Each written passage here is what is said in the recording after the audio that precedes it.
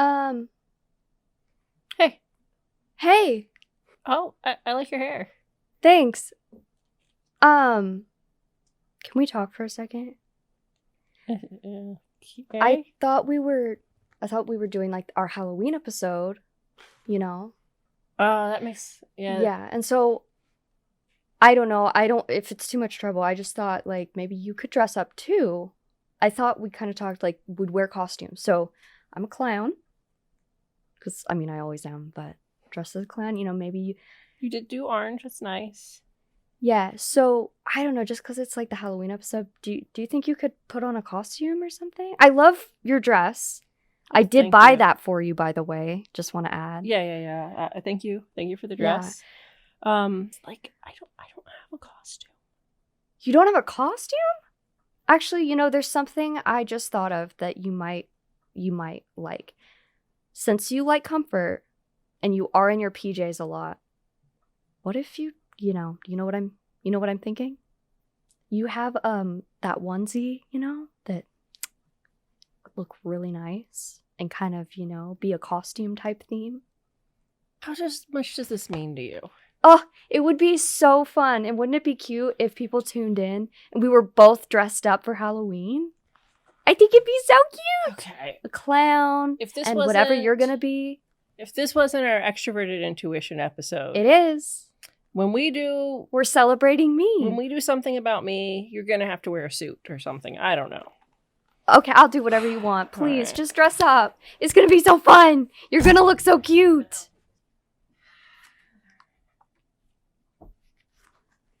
Oh my gosh, you're so cute! Oh, it's perfect! Look, it's your true form. Now everyone's going to know you're actually an owl. I do enjoy the owl aesthetic. Hoot hoot!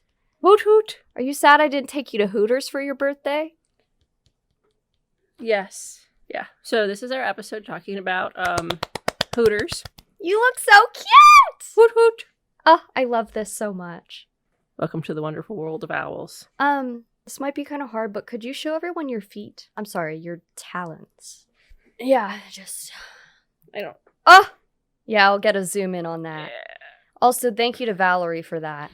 So, we are here. We're filming the first episode of the cognitive functions. So, we're dipping our toes into the cognitive function. Our owl feet, our talons.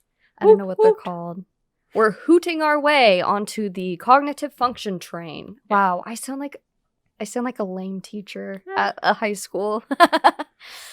So, like we said last episode, we're going to be doing 8 episodes for the next 8 episodes. Well, this is the first of 8. We're going to, for each episode, cover one of the cognitive functions. If you don't know what that is or what I'm talking about, go back and watch last week's episode or the first last week. The last one we put the last out. one. So let's be honest. I'm not that frequent. We don't have I'm very not much that of a consistent. concept of the passage of time. This first segment, we're going to cover NE.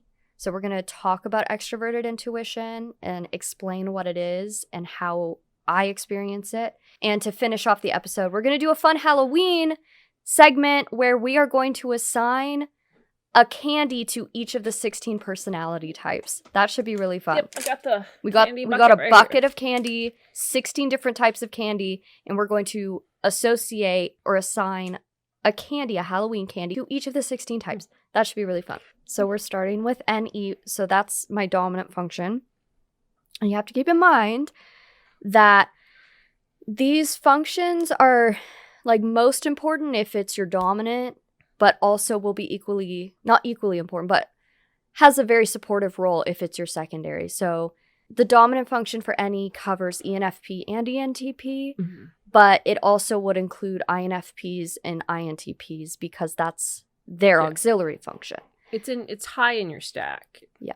So if it's high in the stack, it's more conscious and you use it more often. Yeah, it's like your dominant function is the one driving the car, but your second function is the parent who's co-piloting in the passenger seat, telling you not to drive off the cliff. Yeah, and then the inferior function is the baby. Screaming to drive off the cliff. That's not today's episode. No. We talked a bit about that last week, but last episode. I'm not that consistent. I'm not going to post every week. I'm sorry. Yeah. Maybe on the Instagram. Follow us on Instagram if you want to see weekly stuff. Mm-hmm. Or pictures of Archie. Or pictures of Archie. We haven't done that yet, but we could. Yeah. And we only follow cats on our Instagram. That's a lie. Right.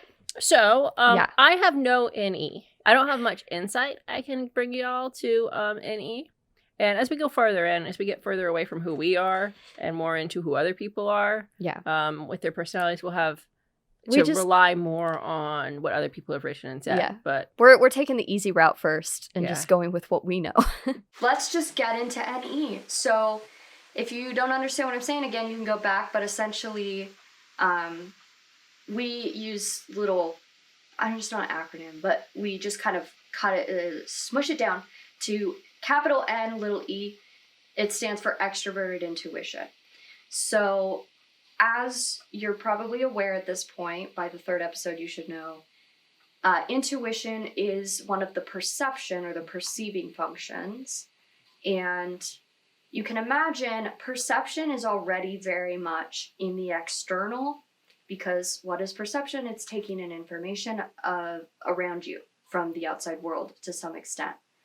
So, or you could be sensing what's happening in here, but it's still like you're taking in something.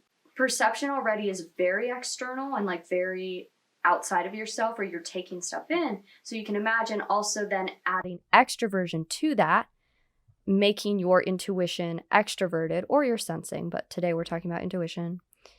It is very much an external experience. This little it's a little book, Introduction to Myers-Briggs Type. This is actually written by Isabel Briggs Myers, and it's the 7th edition. I got this when I was getting my practitioner certification from the Myers-Briggs Foundation. I will probably refer to this specific book for all of the functions because it's just really great.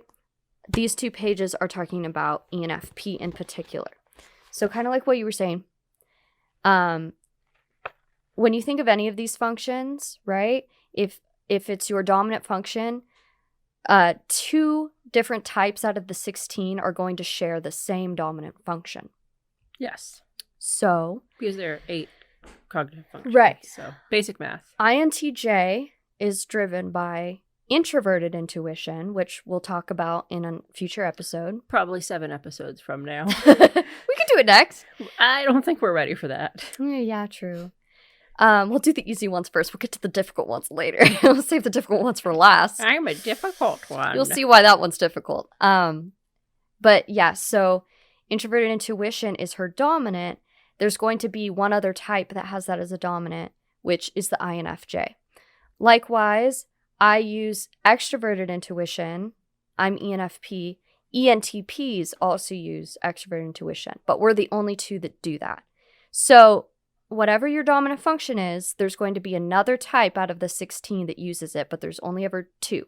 Now, kind of as you said, the way we experience it is going to be a little bit different. I mean, it already is just because we're all unique individuals and we aren't all robots that if you're an ENFP, you're all the same, right? So already you're going to use it a little bit different than another person of your type. But when you're comparing ENFP and ENTP, for example, I use, obviously, feeling. So for me, my auxiliary, if you were to show the function stack, my auxiliary, show it here, is FI, introverted feeling.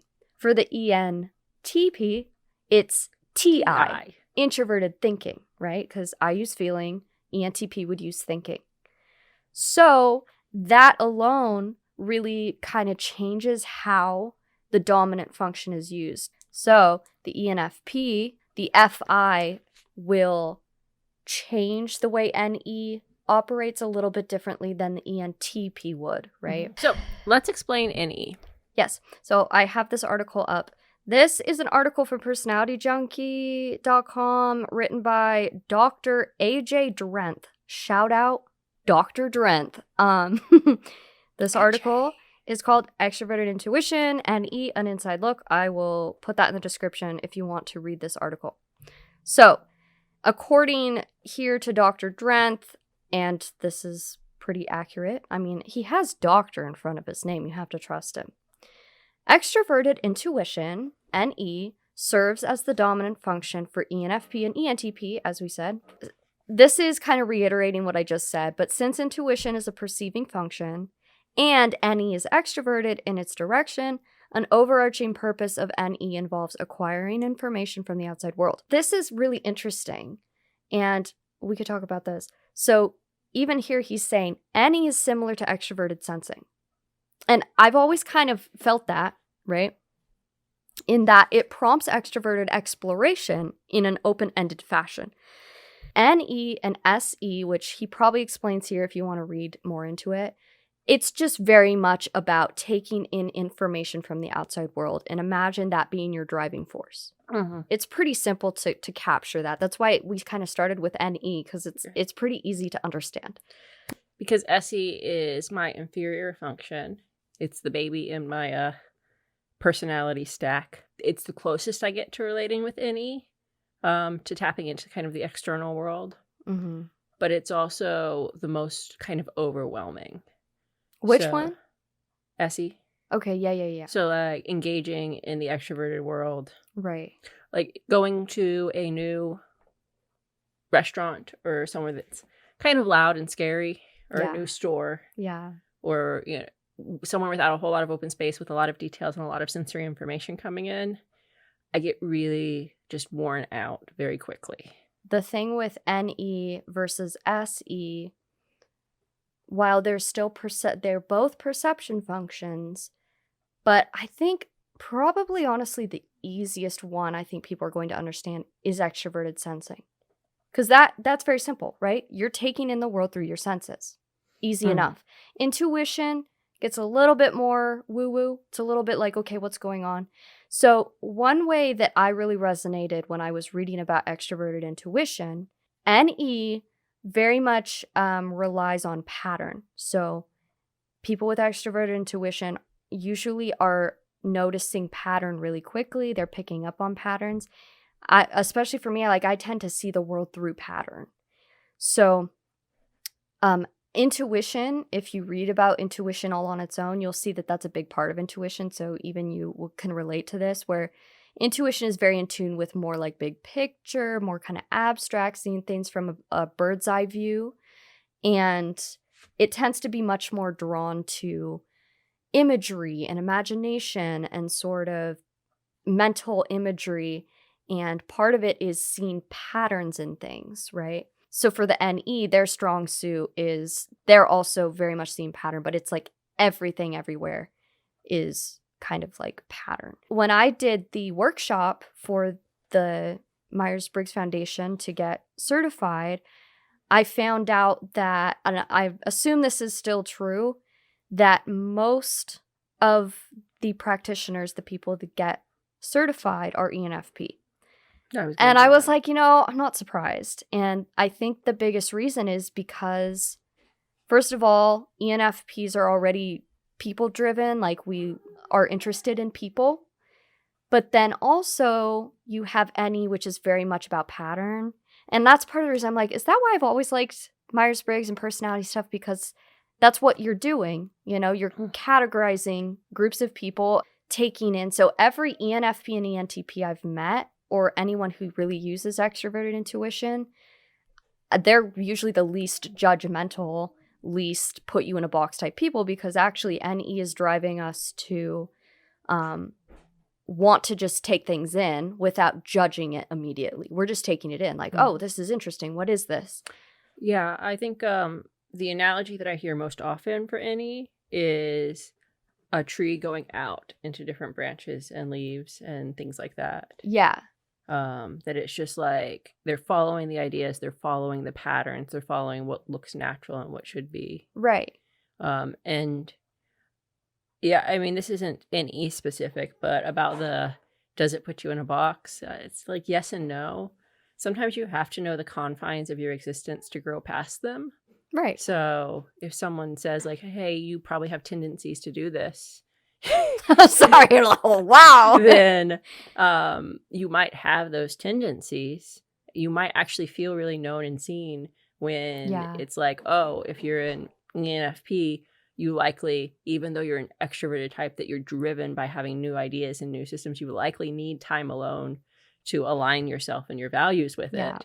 If you don't know that about yourself and you learn that about a whole lot of other people like you, who are also ENFPs, then that can give you the ability to be the best version of yourself. But one of the sections of this article, the first one, is extroverted intuition and openness, because that's such a hallmark of it. So while openness to multiple perspectives is a signature strength of NPs, intuitive perceivers, it can sometimes hamper their productivity and follow through. That's true. That's also true. Extroverted intuition goes beyond or looks behind sense data. This allows NPs to discern otherwise hidden patterns, possibilities, and potentials. Extroverted intuition scans for relationships or patterns within a pool of ideas, facts, or experiences. So again, intuition is all about ideas and pattern and all those types of things. So you can imagine, that's why I mention patterns so heavily, because that's really how life feels with NE. It's like you're just always looking at the external world, but it's not in terms of senses. I'm sensing or in my senses. It's looking for relationships and patterns and things, and kind of like life is a puzzle and I'm watching it all happen. Yeah, I think like NPs are probably great judges of character, but they just don't judge character when they meet people. So I think there have been several people we've met that later on you're like, yeah, I had a weird feeling about them, but you wanted to be so open and kind to let them prove who they're going to be. Yeah. Well, yeah, let's get into the judgment, because obviously for those of us that use NE, our other function has to be a judging function. So for ENFP and ENTP, NEs are dominant, so our auxiliary is a judging function. So for the ENFP, it's introverted feeling, and for the ENTP, it's introverted thinking. Yay. FI and TI are both very much more about the self, I should say. I won't get too much into it because we will later on. But TI and FI are much more about the self and in tune with the self. So you're making a judgment, yes, but it's in tune with yourself, your own values, what's going on in here. Would you say, like, let's just say if you met someone who gave you an icky feeling, your judging function wouldn't say, this is an icky person. It might be, oh, I don't respond well. I don't necessarily click with this person. Oh, yeah. Where I'm more like, oh, that's an icky person. Get rid of them. Yes. I will get weird feelings about people or places, but I just assume like, oh, it must just be me, or I don't click with them. It's not really until I get feedback from other people that I'm like, oh, okay, that person's a bad person. But I usually need other people to make that realization for me, because I'm just more in tune with myself. With yourself. And you're humble enough to know that how you feel about things isn't the be-all, end-all of just because I'm feeling this doesn't mean everyone else is. Because I'm more FI in tune with my own, which we'll talk about FI, but it's very like, oh, this is what I'm feeling. That's cool. I have an ENTP father, and we're very close. So it's kind of been interesting to see the difference in how we both are driven by NE, and that's pretty obvious with both of us, but we use a little bit differently because I use FI, he uses TI, or introverted thinking versus introverted feeling. So the ENFP, driven by extroverted intuition, they are going to be taking in outside experiences through their NE and then holding it up to their internal values, which is very FI, okay? They're taking in the external experiences and say, how does this make me feel? Or how do I relate to this emotionally? It's much more an emotional experience. Whereas for the ENTP, they're using logic. So they are taking outside experiences through NE, but they're holding it up to their internal logic. So a good example is I, as an ENFP, actively tend to seek out experiences that will engage my emotions or my feeling. Whereas my dad, or ENTPs, right, they tend to seek out experiences with their NE that will engage their intellect. So my dad growing up would always seek out debates with other people, or to have very intellectual conversations, or seek out content he can consume that's very intellectual just for the sake of stimulating his intellect. I've seen some feedback about this online, but I wouldn't be surprised if most people with extroverted intuition as their dominant function, ENFPs and ENTPs, would say that their love language, the 5 love languages, if you know what that is, would be quality time. It's really true. And yes, I think it is very much about quality time, but I love external experience so much that my way of connecting with people and feeling like I'm like feeling cared for and also caring about people as if we go do an experience together. Yeah. So yeah, I mean that's a good example of NE. We went to a zoo once for like your birthday present that I got you one year. Yeah. Because I knew it's like, oh, it's this external experience. Yes, that usually shared with like a friend is something that she's really going to value. A good gift for an ENFP or ENTP would be like, hey, let's go have an experience. I got tickets for this, or I want to take you to this place, or we're going to go on a trip. Like, that's really fun. I love that. That'd probably also be good for SE, especially, like to take them and have an experience. Mm-hmm.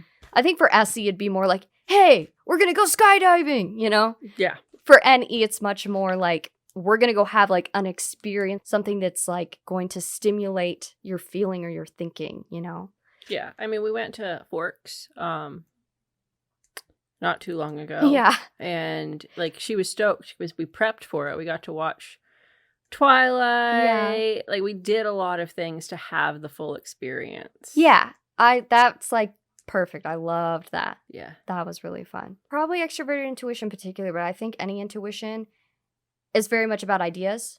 Yeah. And we talked about pattern, but also ideas. Mm-hmm. I know for me, I wouldn't be surprised if a lot of other ENFPs and ENTPs have, if you've done the Strengths Finders, have had ideation as a high one.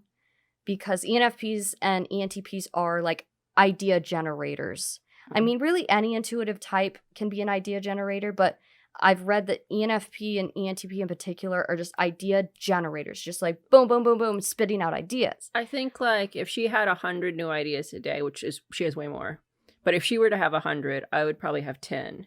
Yeah. But her ideas would be kind of all half-hatched, and mine would be like completed. So I like with my intuition, I'm like, oh, I like this idea. I'm going to stay with it for a while. Right. Whereas for me, I want to get it done. And I think it's kind of like a give and take where with the extrovert intuition, I'm getting ideas all the time from external inspiration, but also from my own head. And the thing is, I want it to happen now. Yeah. And ENTPs and ENFPs will want to have it happen now. So I'm great at coming up with the ideas, not great at the follow through. And I think that's kind of what it was getting at there with the openness. And I think one of the things that we experience with you is you're going to release 5 photos a week this October. Yeah. For Halloween. Yeah. And some of these photos are like 2 or 3 years old from shoots that you had ideas for. It finally gave me an excuse to finish them. Yeah. Finish those, editing them. Like having that goal has kind of pushed you to do that. Well, they talk about P versus J, peanut butter and jelly. They talk about how P, if you're more of a perceiving function dominant, then extroverted perceiving function. Yeah, if you have P on the end of your 4-letter type, you're more likely to be energized by last-minute stress. J's, they try to avoid that. And that's very true for me. I procrastinate really just because I can be more productive if I have, like, a due date, and then I get it done right there. The only way she can be productive is with a due date. Yeah. But that intuition and ideas, that just reminded me of, like, I think that's also part of, at least with the FI, why you mentioned the Forks trip. And I'm like, oh, yeah. Like, I just remember, it starts with an idea. Like, what if we went to Forks? What if we did it? Like, and it's like, you just have to make it happen. I think that's what really happens with ENFPs is I have all these ideas and I just have to make it happen because I now want to experience that emotional experience. Something interesting with ENFP versus INFP. So ENFP uses extroverted intuition, introverted feeling, but they both share that. But the ENFP has extroverted intuition as their dominant. The INFP uses it as their auxiliary. So we use the same two, but they're opposite of each other. They're flipped. Right. ENFP versus INFP. ENFP daydreaming will be daydreaming about experiences. Deep emotional experiences. Well, they're both emotional. But for the ENFP, the emotional experiences they'd be dreaming of are very much like exploring the world, going on an adventure, something that's like super fun. And whereas the INFP, they're going to be daydreaming about having a romance with the guy next door. Or they want to have like a very intimate emotional experience. It's not so much rooted in fun. I think that's the difference. Because think about Enneagram. A lot of INFPs are 4s and 9s. Yeah, they want to be mysterious. ENFPs are usually more like 7. So I think for the ENFP, we tend to use that NE and FI to have emotional experiences that are rooted in like fun and adventure. INFP is going to be more like romance, or is a good example, right? It's like, oh, that would be an interesting, deep connection that could stimulate. So it's I think a good difference. They probably don't admit to it, but they probably also have like the like tragedy type of daydreaming too. They just because they want to have the deep emotional feelings. Right. Very 4. That's what 4 made me think. I was like, because an Enneagram 4, which has very little to do with Myers-Briggs, but we talk a lot about like no emotions are bad emotions type thing, and there's depth in them all, blah, blah, blah, blah, blah. Yeah. That's actually kind of interesting because I've known some INFPs that are much more into like reality television than I am. I've actually known INFPs that are really into reality TV where it's just relational drama. And I don't get that. As an ENFP, that's boring to me. I don't want to watch other people's drama. Like sometimes drama is entertaining, but more as like an outside. But to actually start getting invested in like reality TV drama like that, I'm not interested in. I would rather be going and having emotional experiences in other ways that are like fun. Whereas I think INFPs they would find that emotionally like, looking at the relational stuff like that. I don't know, like. I'm just going to read the ENTP part here. It says, how others may see them. ENTPs are spontaneous and adaptable.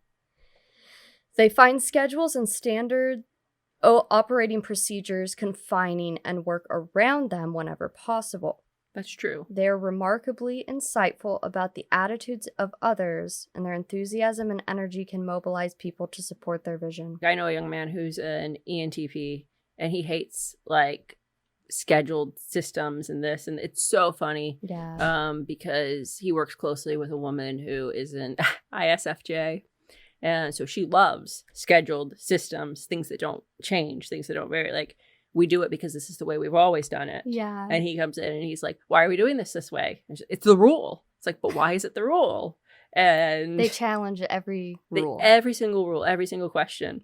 And they are that annoying 2-year-old that won't stop asking why. Why is it this way? But why not? But if you can capture like them to the purpose of what you're doing and why you're doing it, they will champion it more than anyone else. Right. They'll be so loyal. They'll be devoted to it, but they have to have a reason to do it. Mm-hmm. That is very ENTP. ENFPs are more likely to follow the rules. I mean, I would still question things, and I wouldn't feel enthusiastic about doing something if I didn't know the why, if I didn't know what the goal was. But I'm not like the ENTP where I'm really going to challenge it, because I'm more of like, I want to please people and I want the harmony. So I'm like, whatever.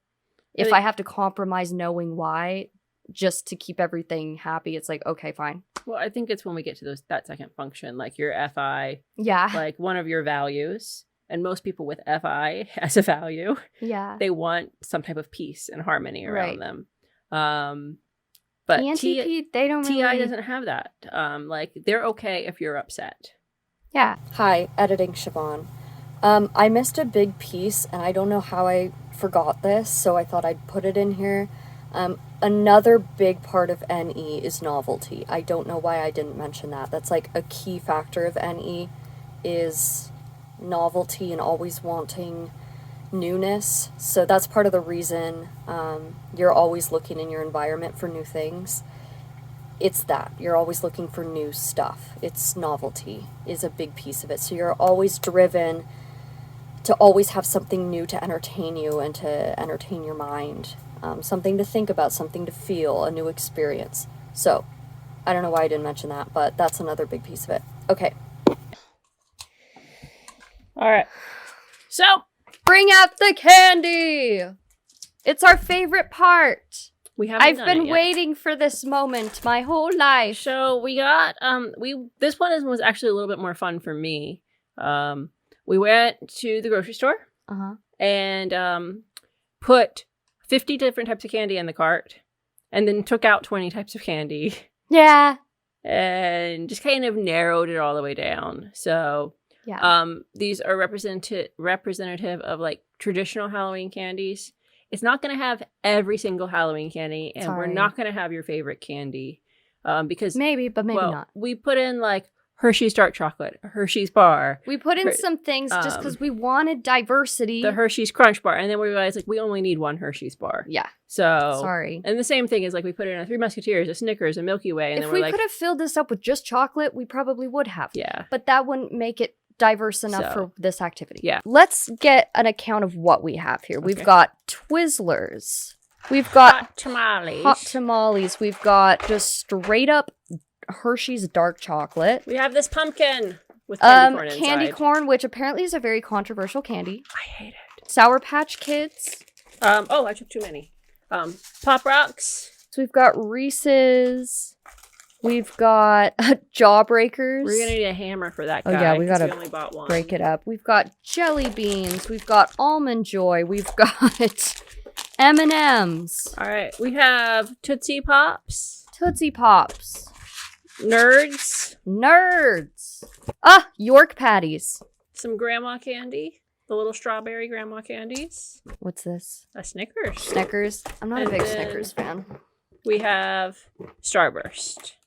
Where do we even begin? I would say, like, our qualifications for figuring out what candy matches one personality are non-existent. It's what we think matches right. I feel like this is going to be a very heavy intuition activity.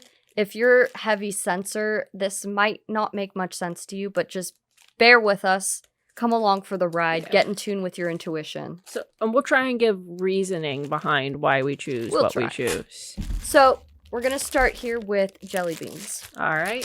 I'm going to close my eyes. We got a random... Do you want me to put one in your hand or like a little... 3. I'm just going to... I'm not going to count on 3. I'm just going to put a little... You can't count to 3? Visually, they look fun, right? They're very colorful. They're tiny. They're easy to eat. Very chewy. Is it fair to say that everyone kind of likes jelly beans? I mean, is that fair to say? It's a pretty easy candy that anyone can enjoy. Let us know if you don't like jelly beans. Maybe ESFP? I was going to say ESFP. It could be ESFP. Something about ESFPs is like they're kind of considered the entertainers of the 16 types. We can give this to the ESFP. We're going to say... Jelly beans we're assigning to the ESFP. It might change later. We get to the end, we might decide that there's someone else that's perfect for it. But I feel pretty confident. This is subject to change, people. All right, you pick one now. Where are we going next? Oh, let's go grandma candy. Take me on a journey. I think I actually already know who I want to give the grandma candy to. Really? Okay. Yeah, I have an idea, but I haven't had a grandma candy in a long time. I think I probably have an idea too. So if you don't know what we're talking about, there are these little strawberry candies that it's like grandmas will have in their bowls at home. Exactly. Mine, every grandma has this. Mine's a little every grandma. Like, I was talking to a bunch of my international friends, and I said grandma candies, and they all knew. The taste itself, it's not like the sweetest thing ever. But it's not sour. It's just like... Yeah, it's not sour. It's very consistent as a candy. Yeah. And I was thinking like an ISFJ. Is that what you were thinking? Yeah. Well, okay, the thing is... I'm not saying like they're grandmas, but the thing is, my grandma is an ISFJ, so, you know, there is that. But, like, yeah. I mean, personally, ISFJs aren't my, like, favorite. My favorite is the ENFP. That's me. Yeah. My favorite is the ENFP. Good. Closely followed by the ENTP. And we'll probably, in a little while, talk about, like, not in this episode, but we'll talk about, like, relationships and how friendships and things like that kind of click. Yeah. But compatibility. It just felt like, it's like I always know what I'm getting with a grandma candy. It's not my favorite. It's not my least favorite. Yeah. What I will say about ISFJs, they're not flashy. ISFJs are not flashy. ISFJs, again, I might be biased, but I just feel like maybe it's because I've met so many older people that are ISFJs that I just tend to attribute ISFJ with old lady energy. But at the same time, like, INTJs are all old men. I mean, would you accept that? INTJs are old man energy. Hey, you kid, get off my lawn! So I'm not saying it's like an insult at all. It's just like, I'm a 2-year-old, you know? Like, in essence, ENFPs and ESFPs are 2-year-olds. Mm-hmm. So I think ISFJs kind of have like a cute old lady energy to them. And I mean, Grandma Candy, I just feel like that's fitting. Yeah. So yeah, I would say that as well. And again, like, Grandma Candy isn't flashy. It's kind of comforting. Like, you know, you always know it's there. Like, you know what you're getting. I feel very safe with the ISFJs in my life. There's just that. It's like, it's consistent across the board. Yeah. And it feels safe. Right. This Grandma Candy is just comforting because you're like, oh, it just reminds you of Grandma's house. It's a safe candy. Yeah. It's not too sweet. It's not bitter. It's not sour. All right. Next candy. So I have to pick one now. Yeah. Let's just go for the Snickers. Let's go classic. Classic Snickers bar. Okay. Beauty. So I'm going to open it. I'll split it in two. You remember the commercials where it's like, have a Snickers. Yeah, you're not you when you're hungry. Yeah. Yeah. I mean, let's think about the Snickers. Chocolatey. Chocolate. Nougat. Caramel. Peanuts. Interesting. Very salty. Mm-hmm. Not as sweet as others, but it's got that sweet salty factor. Sweet and salty factor. It's a good balance, I think. Yeah, it is a good balance. Interesting. Sweet and salty. It's a very popular candy. It's very popular. It's because of marketing. Like, but I don't know if it reminds me of my mom, because my mom likes Snickers. But like, my mom is an ESTJ, I believe. I was gonna say something like an ESTJ. Who, like, you say ESTJ and it's not like, oh, that's the most nurturing, like, sweetest types. Yeah. But like, when the cards are down, my mom comes in clutch. Yeah. And like, if I'm really actually having a bad day, she will be sweet and she will listen and she won't try and fix it. But if I'm just being a big baby, she'll just tell me, all right, it's time to put on your big girl pants and do what you got to do. Also, what are you doing? I was trying to cleanse my palate, but I cleansed my face. Also, there are studies in, like, if you take the percentage of the population for each country, you can actually find the personality type for a nation. Mm-hmm. And for America, it's ESTJ. The reason being, we, as a nation, as a society, favor or prefer, or we champion extroversion, sensing, thinking, and judging as, like, functions. And I feel like Snickers is like a very classic American Halloween candy. And not that I feel like my mom misrepresents herself, like, but she's so practical. She would be like, you're not you when you're hungry. Yeah. And so I think that just matches really well. I think that's a good choice. Again, all of these are subject to change, but I think that's a pretty good. All right, go ahead and pick one out for us here. Okay, well, I feel like there's one on the table that's pretty obvious on the table. Okay, let's go we should for just it. Get out of the way. Let's get it out of the way. So, the Pop Rocks. Mm-hmm. Okay, so the flavor I picked out was cotton candy. And I got watermelon. This has 34 calories in it. Oh, God. Okay, so... Wait, how did you do that? Oh, you ripped it the other way. Oh my gosh, that is so cute. The little crystals. It's pink and blue. Okay, here we go. Just pink. Mm-hmm. You hear that?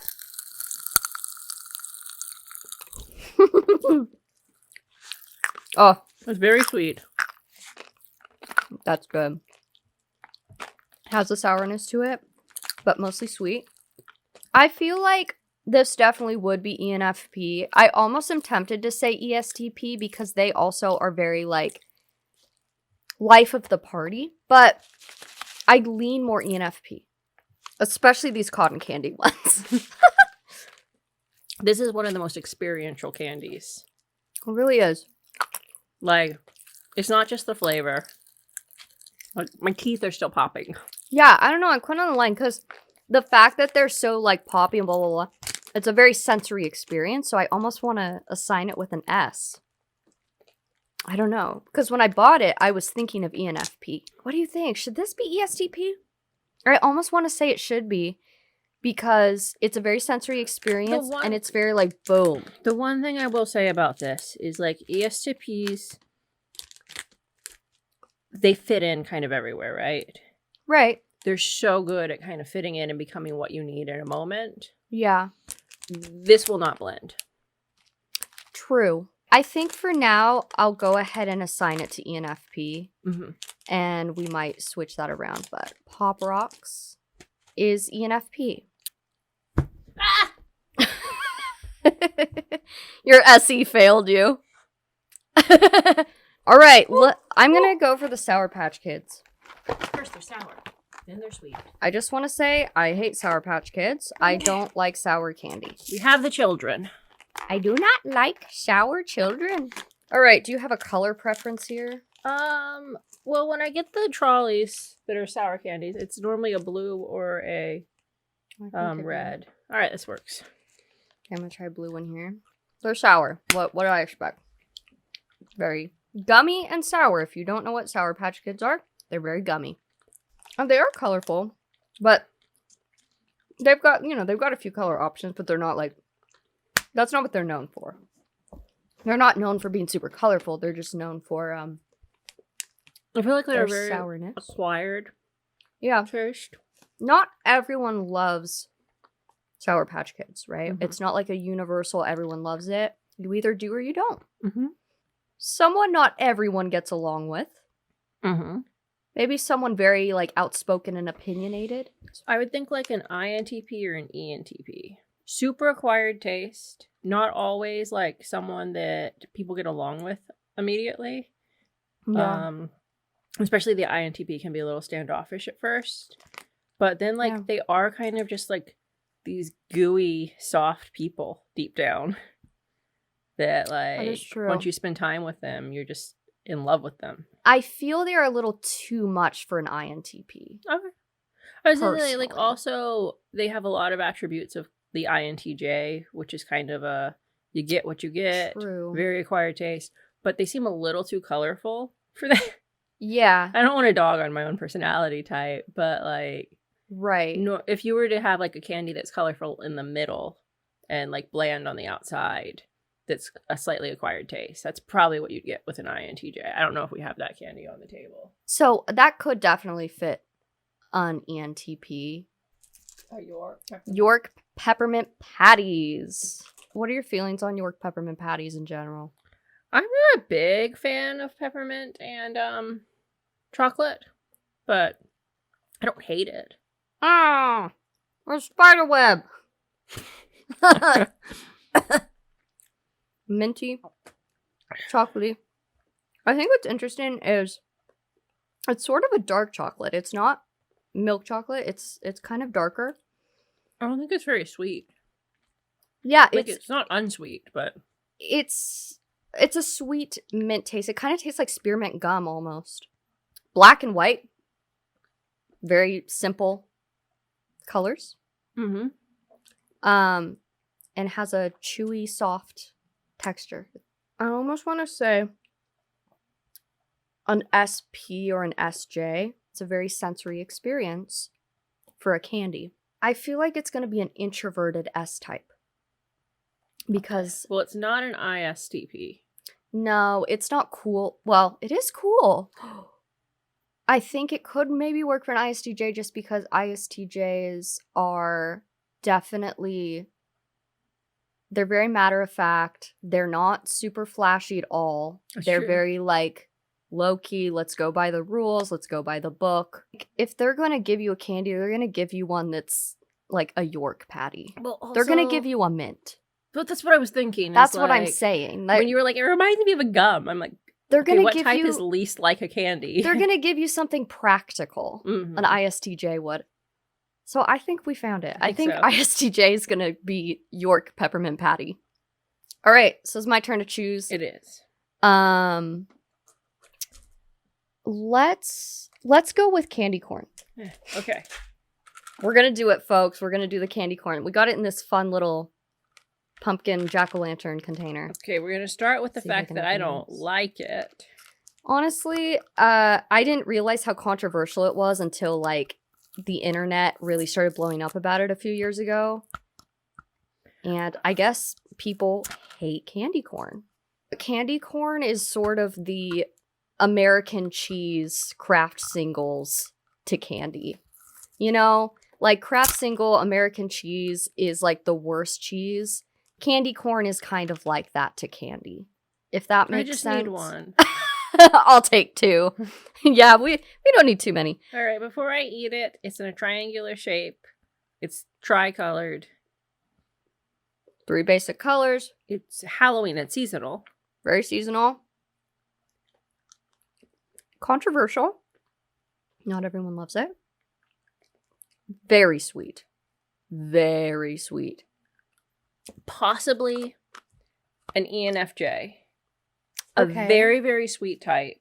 Yeah. Like, I don't know how controversial they are to people, but like, they're very kind of select. Like, they're not versatile. You can't just plug them in anywhere. There's select careers, there's select relationships, there's select times that you need them. And like with the extroverted feeling, they are so kind. Like, they really want to take care of everyone. To the point that I think it's like that it's too much sometimes. Yeah. Because I like people to be savage and raw and salty. But yeah. Yeah, so because it's so sweet, I definitely want to give it to an F type. It's not an INFJ. I'll say that. It's just not. It's just not screaming INFJ to me. The saltine helps. Because it's so sweet, I was going to say ISFP, but ISFPs are not controversial. Like, everyone loves an ISFP. I will say ENFJs, all the ENFJs I know, they don't get along with everyone. Not everyone gets along with them. That is true. They definitely are sweet. They're not, like, the sweetest, so it doesn't work in that regard. But, yes, they are. They're sweet. They're strong flavor.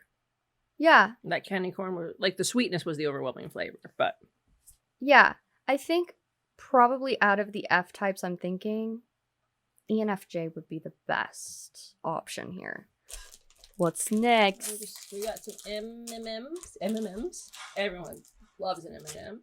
Almond Joy, Hershey's. Let's do Reese's. Reese's. How do you say Reese's? Reese's? Reese's? Yeah, see, I don't like that. Apparently people on the East Coast call them Reese's. That's not correct. It's Reese's. I mean, this one's missing a little top. They say Reese's in the commercial. So let me try and see if I can find. Just wanted to put that in there. All right. I think universally, it's a beloved candy. Reese's is everyone's favorite Halloween candy. And I know that's not a very, like, a true statement, but it's pretty true. I mean, it seems like everyone's like, oh, Reese's is the best at Halloween. There are exceptions. Some people don't, but. I feel like it's another F type. They're just loved. Yeah, maybe. They aren't super flashy. They're not, like, visually crazy. They're unique, though. They're unique. Most candy bars come in bar form. Right, they have an interesting shape. They come in a circle. That is true. And different seasons, like Christmas, you get the trees. Sure, Easter, you get the eggs. They actually have like little pumpkin ones for Halloween. We didn't get those. That is true. maybe this is crazy, but for some reason, I'm feeling INFJ. I don't fully know why yet, but I'm just feeling that. All right. You will have to tell your mother that she did not get dark chocolate selected for her. Well, you know. Yeah, I would say an INFJ or an INFP. I don't feel super strong towards INFP, but it's kind of like a... The reason I say INFJ is because, as you mentioned, Reese's molds to the season. They can... INFJs, which are usually 9s...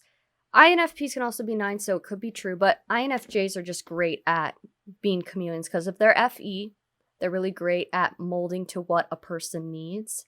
But I will say INFJs are very popular in the Myers-Briggs community because everyone thinks they're an INFJ.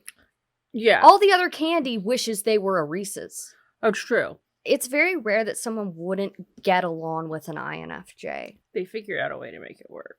I think also, like, it's sweet, but it has that little nuttiness to it. Mm-hmm. And INFJs are nutty. No, like INFJs, they're not just all sweet. They have a very interesting kind of depth to them that's like, oh, that's interesting.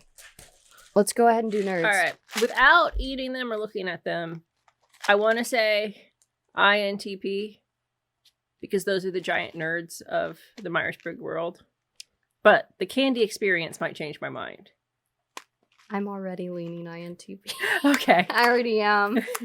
It's a very interesting type of sour. Oh, yeah. That's an INTP. It's not sour, but it's not sweet either. It's like a very fruity sour. Hey, INTPs are fruity. Well, INTPs are also kind of that acquired taste. Sometimes there's a sleeper, though. Like, if you have an INTP who's not super comfortable in their environment, they're not going to tell you how stupid everything is that you're doing. Mm-hmm. They're the sleeper in the situation. They're a very bold flavor. I don't know, you might be able to get rainbow nerds, but a lot of the time they're just like one color or whatever. Yeah, like I think the pink and purple is the classic. Yeah. They're very outspoken, they're very opinionated. They usually don't have a problem correcting people or like fixing situations if you know. So you don't even need to ask for it. You get it. Wow. All right. Go ahead and choose another one. All right. I'm thinking the hot tamales. Yeah, let's go hot. We haven't done that yet. Let's go hot and spicy. The spiders are attacking. The backdrop is attacking. Can I just say right off the bat, ENTJ. It's obvious. Strong, powerful, gonna knock you off your feet. Yeah. I mean, even just the packaging, can we talk about it? It's got fire all over it. It's bright red. It stands out. I didn't think you'd want more than one. Oh, yeah, definitely not. It's got... Oh, it's also great because it's got that hard coating, but it's soft on the inside. Oh, yeah. ENTJs are big softies. I think this is perfect for the ENTJ, let's be honest. ENTJs are hot tamales. Yep. There we go. Spicy cinnamon. It tastes like that alcohol. No, I'm joking. They're small, but they pack a punch. Yeah. I'm going to go with dark chocolate next. All right, I am going to hate this experience. I'm probably not even going to be able to swallow these. Oh my god, we can't eat it. Is it completely melted? Dip your finger in it. Okay. Give it a taste. All right. It's completely melted. Oh, it's warm. It's been sitting on the lights. We're stupid. Okay. I immediately, tell me your thoughts, but I want to go for an IS type again. But could also work for an ES. I think it's just because it has that bitterness to it. It's, again, a sensory experience. I'm thinking about this. I'm like expensive dark chocolate from, like, Europe is pretty bougie. That is true. We could go ESFJ. That's what I was thinking is, like, if we go with an ESFJ, it couldn't be a Hershey's type thing. Now but that like you bring a bougie dark chocolate, a little bit different than everyone else, a little bit fancier. Now that you bring that up, I think it's pretty clear. Yeah. Yeah. Because I think for the ESFJ, I was waiting for a candy that's, like, not like the other candy. You're not likely to get this at Halloween, right? And I think that's why it would be an ESFJ. But ESFJs are very, like, classy, high class, you know. They like the finer things in life. And dark chocolate just feels very bougie. Dark chocolate. There we go, baby. 5 left. I'm gonna go... Wait, it's my turn. Oh, is it? I guess, yeah, I did get the dark chocolate, didn't I? I was gonna go Starburst, but I was also thinking about finding a hammer. Oh, yeah, that's true. You wanna go for the Jawbreaker? Or you want to do Starburst next? Let's do Starburst. It's tangy. Very tangy. And extremely chewy. It's basically like chewing gum. Okay, I have a thought. I have a thought too. Okay, let's hear your thought. ISFP. Okay. I was thinking initially either INFP or ISFP. The reason I was going to go INFP is because of this bad boy right here. The yellow one. Why? Because the yellow one bites back. And an ISFP will not bite back on things.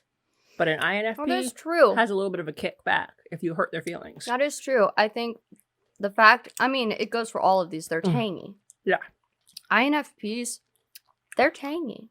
They're very, like, surprisingly passionate. And they have this, like, side of them that's very fiery and tangy. Oh. Yeah. So I think that makes sense. Also, not everyone loves an INFP, I'm going to be honest. Really? Yeah, not everyone clicks with them. You know? And not everyone would love... Also, it's very chewy. It's hard to, like, you got to chew it a long time. INFP is the Starburst. I like that the color palette for Starburst, at least, like, the classic, is it colorful? Yeah, but it's, like, more pastel-y. Mm-hmm. And I feel like that's a good color palette for an INFP. Yeah, I think that's like it's colorful and sweet, you know, kind of sweet colors, feminine, even like feminine sweet colors that are like light, but not super flashy. Yeah. Okay, next one. I just want to go for Jawbreaker. All right, get the hammer. I'll be right back. All right. We have some chips. So okay, we've got some chips out of that. I was like, that's gonna be really hard to break. This experience has already begun to mold what I think, but let's try it out. It's hard to break a Jawbreaker. It's harder, and it scared Koshka. Poor baby. Oh! It's just rock candy. Yeah. It's mostly just sweet. It's like a very sweet taste. A couple of notes. I had to hit it a bunch with a hammer. I don't know if you were hearing that. And they will last forever. Yeah. I find it a slightly intimidating candy. And maybe that could work for INTJ. INTJs don't show a lot of emotion outwardly. And that gets confused with, oh, they're unemotional, which we hate that stereotype, right? But I think it is very true that INTJs in general aren't very expressive emotionally. So that kind of makes it that kind of rock hard surface. Well, I was thinking about I was telling you, I believe today, how you can almost tell me anything and you're not going to get a reaction. Right. You're not going to get the reaction you want of emotional reaction. I feel like it could work. I think so, yeah. I think, one thing that people tell me a lot, which, is it good, is it bad, I don't know, but they're like, you're a rock. Yeah, that is true. You're solid and you're dependable, stable. Yeah. Even if you don't feel like that inside. Yeah. Not dramatic. Yeah. If you can kind of get past the not everyone loves it. No, but yeah, right? But if you can get past the intimidation of all of that, I am pretty sweet. That is true.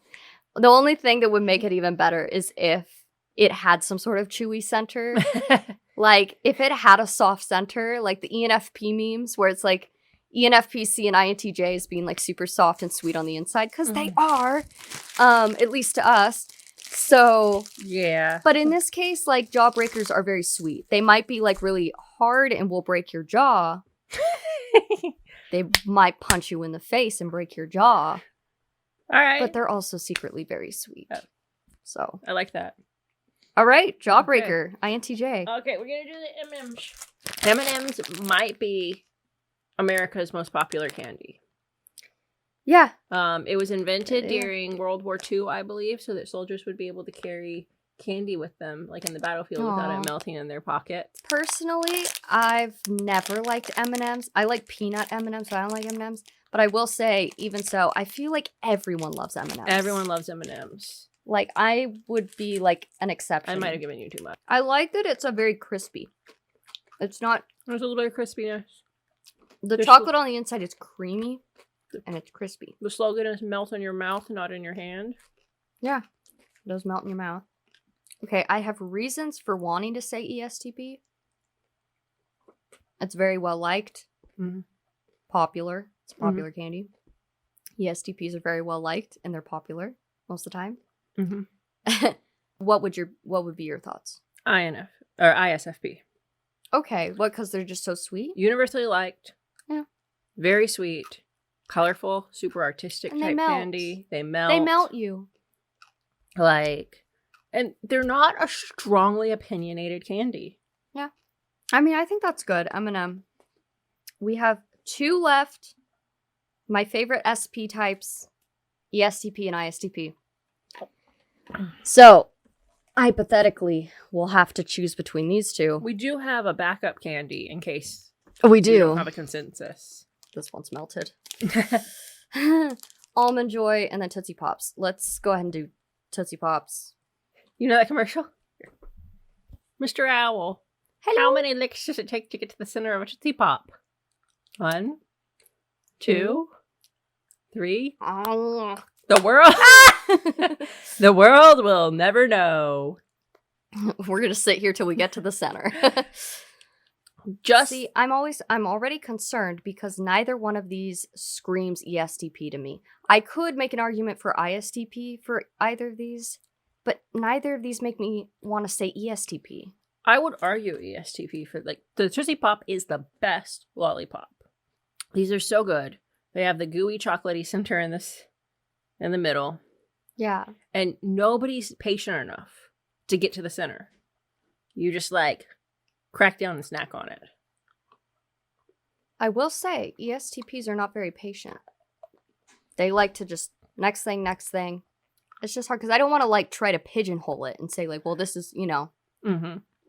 I think the thing is, like, when I think ESTP, I think of popularity. ESTPs are always the life of the party, and they're super popular. I just, honestly, Tootsie Pops don't scream ESTP. They just don't. I think there are other candies here that we might need to switch around. Skittles? Oh, yeah. We didn't get Skittles, and Skittles are pretty popular. We didn't get Skittles. We got Pretend we have Skittles here and we're eating it. That could work, actually. They're very colorful. They have a very strong flavor, right? Sweet, but very tangy. Mm-hmm. Very tangy. I don't know if everyone loves them, but I don't think anyone, like, actively hates them. I think that would be a good one. I'm glad you brought that up. I think that would be perfect. Let's do that, because Sour Patch Kids could almost work, except for the fact that not everyone loves sour candy. So in that regard, it works better for the ENTP. Mm-hmm. Yeah. Okay, so last one here we're going to eat, unless it's completely melted. You just take a bite. You don't want to even eat it. I'm going to throw up. All right, I'm going to eat it. I actually don't mind Almond Joys. I guess people really don't like them. They're mostly that coconut flavor. Very soft. Oh, I don't know. See, okay, ISTPs are very independent. That is true. They're independent. ISTPs are very independent. Almond Joy is pretty independent. It is an independent candy. Whatever that means. I mean, like, you know, it's very unique. It's different than all of the others. It's its own thing. And, you know, maybe not everyone's going to love it. I don't think anyone would actively say they hate it except for Alicia. But, like... Oh, I didn't not eat the Almond Joy because I hate it. Well, yeah, but even when we were picking it out, you tried to avoid getting it. I did. I don't try to avoid getting ISTPs, though. I like them. Right. But I'm thinking ISTPs aren't quite like the ESTPs where everyone seems to love them. ISTPs, not always. But yeah, I almost want to say Almond Joy, actually, because of that unique independence. Very ISTP friend. I stand by it. Let's do that one. Yeah, okay. All right, guys, we have finished assigning every single 16 personality type with a Halloween candy, and now we're going to go throw up. And we ate the Tootsie Pops for nothing. Now we're going to insert clips of us throwing up at the toilet. We will not. Beautiful. I'm just going to read it real quick. ENFP, Pop Rocks. ENFJ, Candy Corn. INFP, Starburst. INFJ, Reese's. I love that one. ENTP, Sour Patch Children. I refuse to say its real name because it just doesn't work anymore. ENTJ, Hot Tamales. Also love that one. INTP, Nerds. I also love that one. That was perfect. INTJ, Jawbreaker. ESFP, Jelly Beans. ESFJ, Dark Chocolate. ISFP, M&M's. ISFJ, Grandma Candy. ESTP, Skittles, which was perfect. Thank you. Yeah. Thank you to Alicia's great, juicy, big brain. Owl brain. Woo! ESTJ, Snickers. I think that's also good. ISTP, Almond Joy. And the ISTJ, the York Patty. I really feel good about all of that. I do too. I mean, I'm sure there's always going to be better candies, but just for Halloween candy, like classic Halloween candies, I think this is like the best we're going to do, honestly. And so tell us your favorite Halloween candy or basic other type of candy. It doesn't have to be tell us your favorite. Halloween. Tell us if you disagree with any of these or what your type is and what your favorite candy is. Yeah. And that thing that you say, even if you hate us, like and subscribe. Even if you hate us, like and subscribe. If you dislike it, drop a comment that says I hate you. An angel will lose its wings every time you dislike one of our videos. Every time a church bell rings, an angel gets its wings. I hope you guys have a wonderful Hallows Eve. You eat lots of candy, you get super sick, and you throw up. Just like us. And I hope you learned a thing or two. And I hope you had fun watching our list. Again, tell us your opinions on our candy list. Yeah. Yeah. Thanks for tuning in to episode 3. And as soon as we get a new table, our mics will stop falling.